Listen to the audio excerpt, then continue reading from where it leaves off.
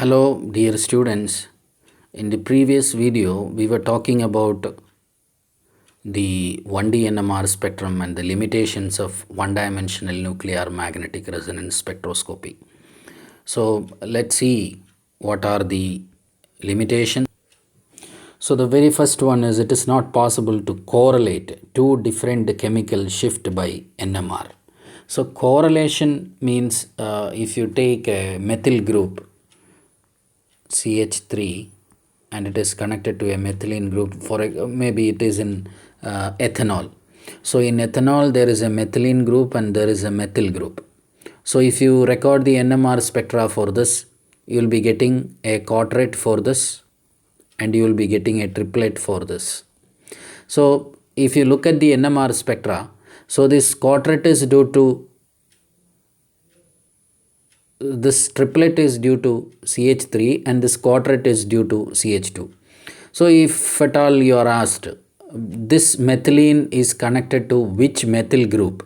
So you have only one option, to point out that is this methyl group because only one methyl and methylene group is there. So if you take another molecule, something like a peptide, where you have huge number of atoms and the huge molar mass is there. So for example, if you have taken this molecule CH3 CH2 and it is a moiety connected to a big molecule, and you have another same type CH2 CH3. So in the spectrum, if only two are there, you will get two triplet and two quadret. Two triplet and two quadret. And one triplet is methylene, the other triplet is another methylene. So the question is, in the diagram means I have already written the molecular structure, so you can understand, like if I put 1 over here, 2 over here, you can say 2 is the methylene group connected to methyl group. 1 assigned methylene group is connected to methyl group of assigned number 1. But in the NMR spectra, you won't be getting all this idea. You will be getting only two triplets and two quadret. So the question, by looking at the NMR spectra, can you say that which quadret is connected to which triplet? This is what the correlation means. So when there is a molecule which has huge molar masses and many identical groups are repeated, so you cannot predict which proton is coupled with which proton, or which you cannot correlate the adjacent protons. That's what it means. So 1D NMR spectra will not permit that. It is difficult to analyze a 1D NMR spectrum in case of large molecules due to overlap of peaks. So if the same case, if there are n number of identical molecules, maybe a propyl, maybe an isopropyl group, it's very difficult to identify is it a propyl group or is it a methyl group, because the peak will be merged and one peak will come across another peak. So we need to reduce the ambiguity, and the reduction of the ambiguity is difficult in 1D NMR spectrum.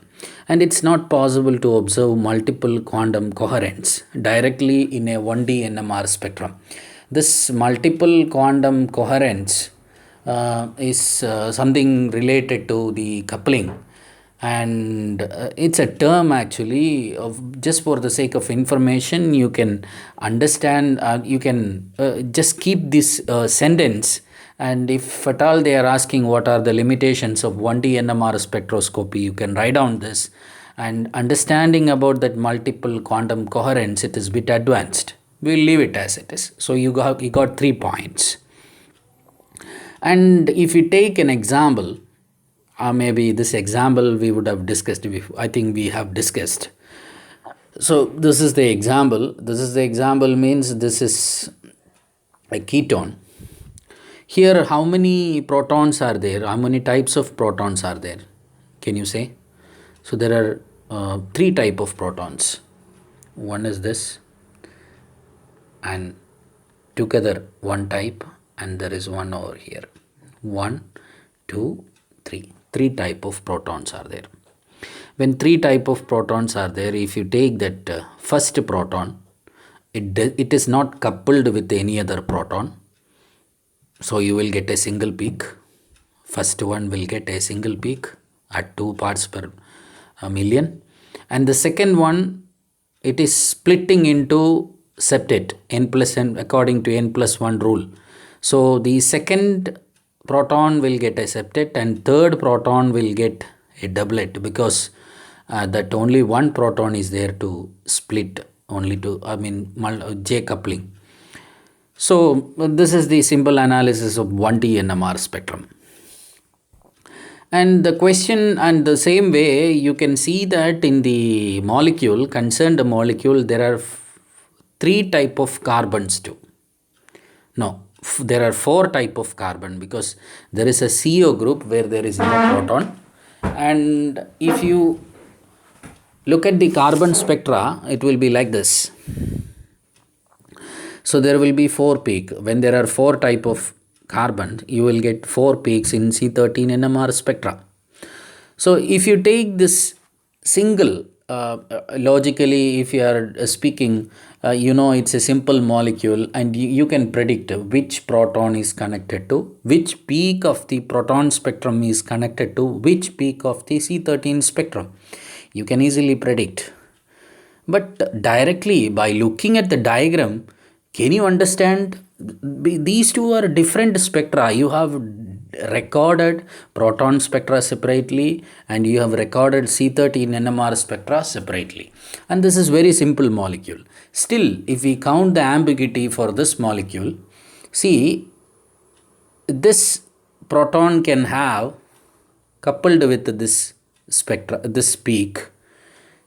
It could be coupled with this peak, and it could be coupled with this peak, and it can even couple with this. So logically speaking, the CO group, it appears somewhere around 200. We have already learned it, but still we don't know, like it's a molecule which has many number of carbon atom, many number of protons, and you need to predict logically. So it goes beyond the logics.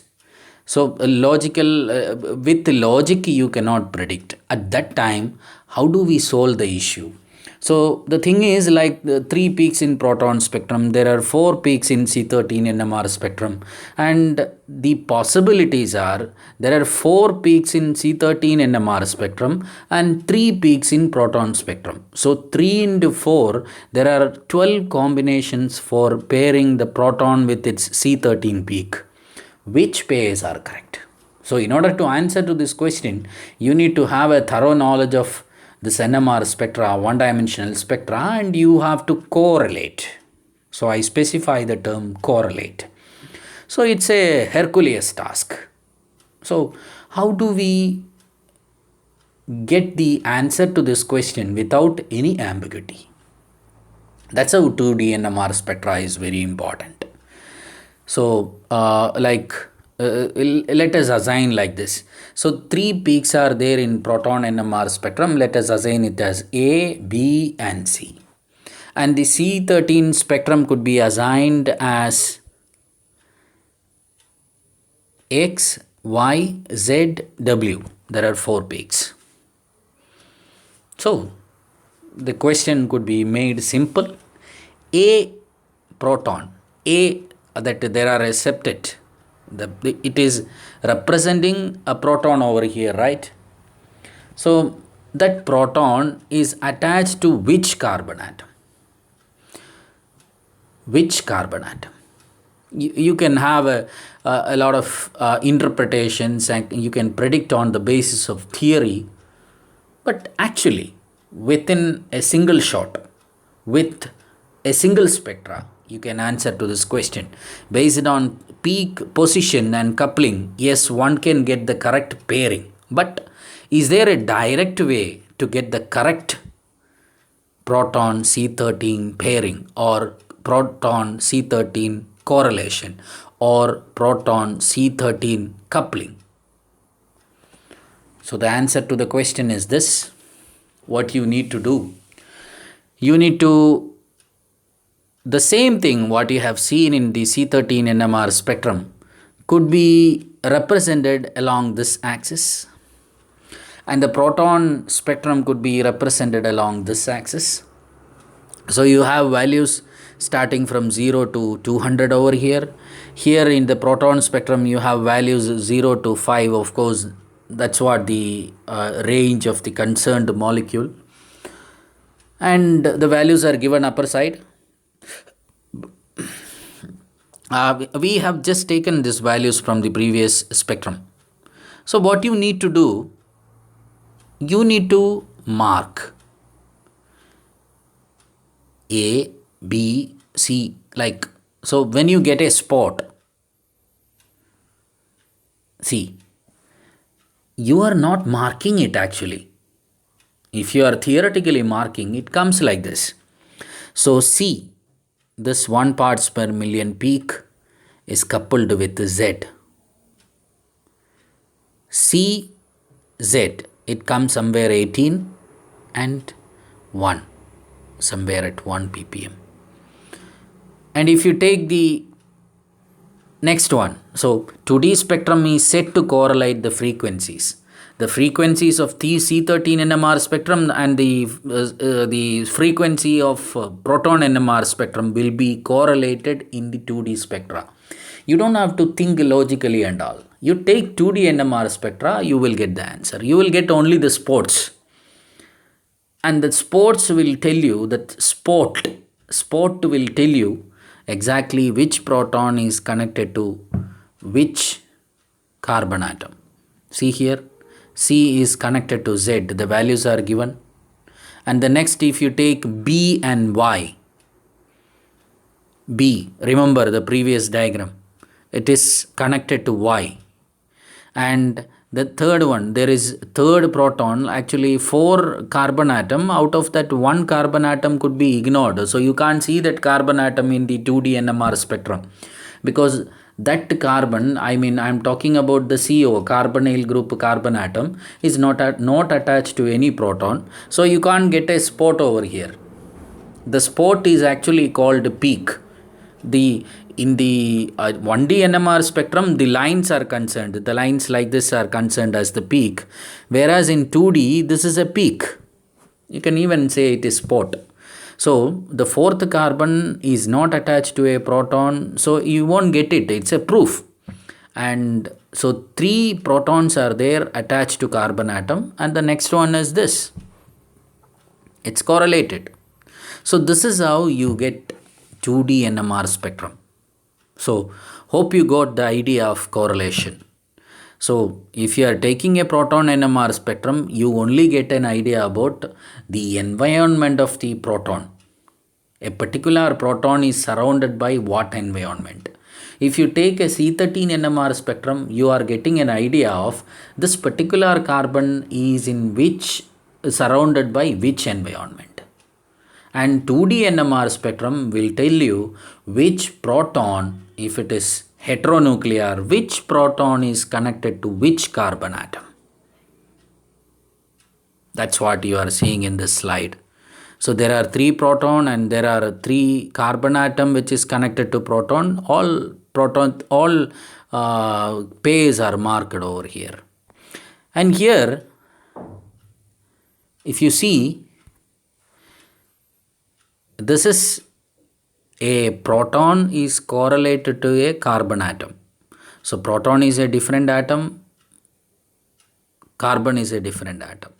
So we can call this 2D spectrum as heteronuclear 2D spectrum, because a carbon coupling is correlated with a proton. And if this is one case, heteronuclear, hope you understood what is 2D spectrum. It's like we are not drawing a 2D spectrum, we are generating a 2D spectrum by using NMR spectroscopy. And in that, you will clearly understand which proton is connected to which carbon atom by this method. And if you look into the next case, which protons are coupled to which proton. So suppose there is a there is a molecule which has a huge molecular mass. There are many methyl group and many ethyl group and many isopropyl group. So you will have confusion. This proton of this ethylene is connected to the proton of which methyl group, like that. So it's not only the problem of which proton is connected to carbon. There are problems like when you talk about the splitting pattern of the proton. There is n+1 rule, right? So which proton is split by which proton? So correlation of the protons which have undergone coupling is also important. So there are three set of proton in this. It is easy to understand from this example. So A, B, C. If you look at the diagram, this proton is not coupled with any. That's why it has got a single peak. Need not be a single peak most of the time if you take another molecule. So here it is easy. So logically you can say that this A is coupled with the C or C is coupled with the A. It's a simple molecule. So which proton are coupled to which proton? So that is another question to correlate. So 1D does not contain that information. 1D you will just get a list of peaks, multiplet, triplet, all those things. And logically you need to correlate. So there could be a 2D spectrum which correlates the proton coupling. So this is how it is. Like which proton are coupled to which proton. 1D does not contain that information. Whereas if you see in this diagram, you could see that the C is coupled with the A or A is coupled with the C. B is not coupled to any proton, hence absent in the spectrum. When B is not coupled with any proton, it is absent in the spectrum. The same way carbonyl group, carbon atom. The carbonyl carbon is in the previous molecule. This molecule is not appeared in the 2D heteronuclear spectrum because it is not connected to any proton. The same way this proton is not connected to any proton, so it is not appeared in this spectrum. And this spectrum is having a different speciality. What is that is the identical type of correlation. The correlation connecting identical type of atom is discussed in this. So this type of 2D NMR spectrum is called homonuclear NMR spectrum, 2D NMR spectrum. Okay, hope you are getting the idea. Then this is an example of correlating two homonuclei, that is two protons.